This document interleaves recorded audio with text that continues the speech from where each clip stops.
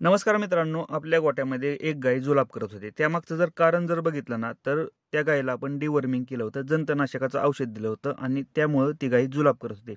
साधारणतः 2 दिवस आपण वाट बघतो डिवर्मिंग केल्यानंतर गायी जुलाब करतात. काही गायी जुलाब करतात किंवा काही गायी जुलाब करत नाही त्या. आता आपल्या गोठ्यामध्ये एक गाय जुलाब करायला लागली, तर आपण 2 दिवस थोडीशी वाट बघितली, पण गायीचं जुलाब काही थांबलं नाही. त्यासाठी आता आपल्याला प्रथमोपचारामध्ये ट्रीटमेंट करायची. आता आपल्या शेतकरी काय करतो, की जिथं आपल्याला ₹50 ते ₹100चा खर्च असतो ना, तिथं आपण डॉक्टरांना कॉल करतो आणि ₹500 ते ₹1000 घालवतो. आता आपण ट्रीटमेंटमध्ये काय केलं? मित्रांनो, आपण 3 अँटिबायोटिकचा वापर केला. आता 3 अँटिबायोटिकचा वापर कसं काय केला तुम्ही? असं बऱ्याच लोकांना वाटतंय. पण एकदा व्हिडिओ बघा शेवटपर्यंत. आपण गोळ्यांवरती गाय नीट केली, एकदम गोळ्या चारून. पहिल्यांदा आपण मेट्रोनायडाझोल आपल्याला माहीत होतं, गोळ्या माहिती होत्या. त्यासाठी आपण नेहमी सांगतो, की दूध व्यवसायात औषधांची माहिती, प्रथमोपचारामध्ये औषधांची माहिती असणं गरजेचं आहे. प्रथमोपचारामध्ये 90% गायी रिकव्हरी होतात, म्हणजे नीटच होतात मित्रांनो. गाय झालेली 1 महिना वेलेली होती आपली, 1 महिना झाली वेलेली. आता इथं शेतकऱ्यांना असं वाटतं, की गायीचं दूध कमी होईल आपलं, त्यापेक्षा आपलं डॉक्टरांना बोलून लगेच नीट करा. बरोबर आहे, तुमची ही गोष्ट बरोबर आहे, की गायीचा जर जास्त दिवस जर आजारपणात गेला, तर गायीचं दूध ऑटोमॅटिक कमी होतं.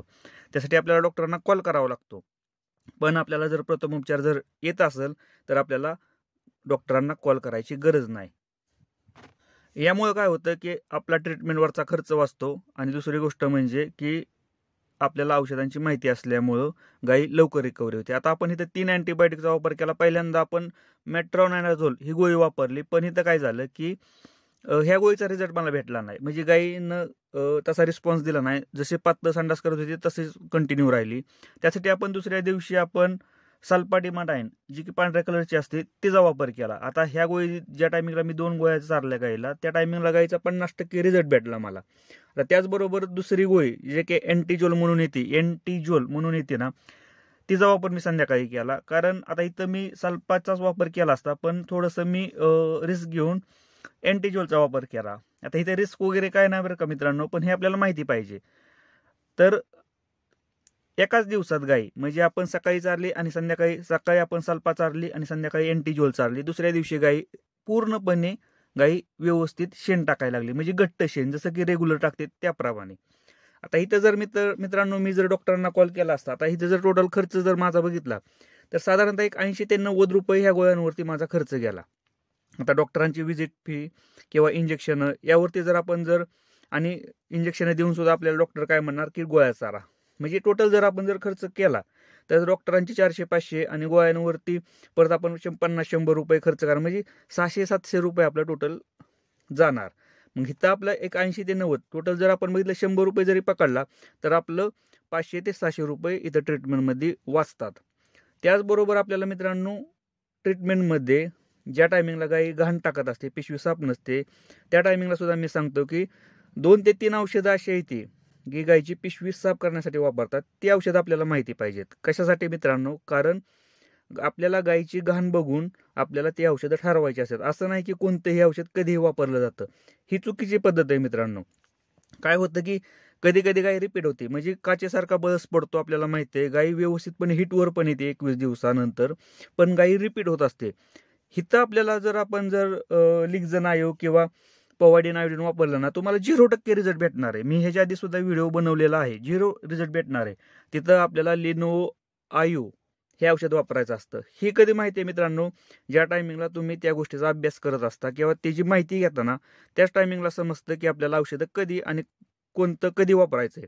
गायी वेल्यानंतर ज्या टायमिंगला गायीला पायोमेट्रा किंवा मेट्रायटिस होतं ना मित्रांनो, म्हणजे पॉसारखी पिवळी घाण टाकते ना, त्या टायमिंगला लिक्झनायोचा वापर करायचा असतो. ह्या गोष्टी आपल्याला माहिती पाहिजेत, कारण त्या टायमिंगला तुम्हाला लिनो किंवा पॉवाडिन आयोडीन वापरलं ना, तिथं रिझल्ट तुम्हाला एवढा भेटणार नाही. पण लिक्झनायोचा तिथं रिझल्ट एकदम पॉवरफुल भेटतो, 100% भेटतो.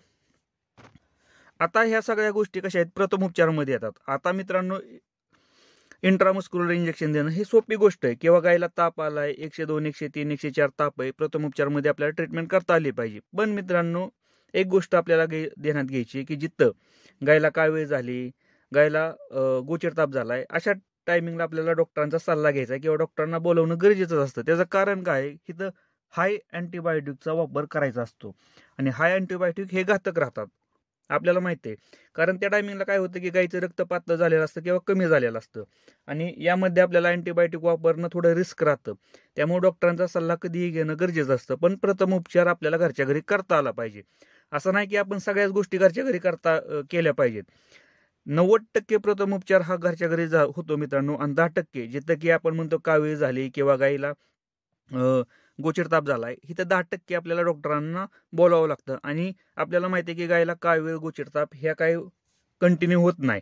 कधी तर वर्षातून किंवा 2-3 वर्षातून एकदा एखाद्या गायीला आपल्या गोट्यामध्ये होतो. त्यामुळं त्या टायमिंगला काही डॉक्टरांना बोलवणं हे गरजेचंच असतं. कारण लाखमोलाची गाय आपल्याला 500 आणि 1000 रुपयाकडे बघून हे घालवायची नसते मित्रांनो. तिथं आपल्याला डॉक्टरांचा सल्ला घ्यायचा किंवा डॉक्टरांना बोलवणं गरजेचंच असतं. पण मित्रांनो, एक गोष्ट लक्षात ठेवा, आपल्याला जर दूध व्यवसाय जर प्रॉफिटमध्ये जर आणायचा असेल किंवा पाहिजे असेल ना, तर प्रथम उपचार आपल्याला करता आला पाहिजे.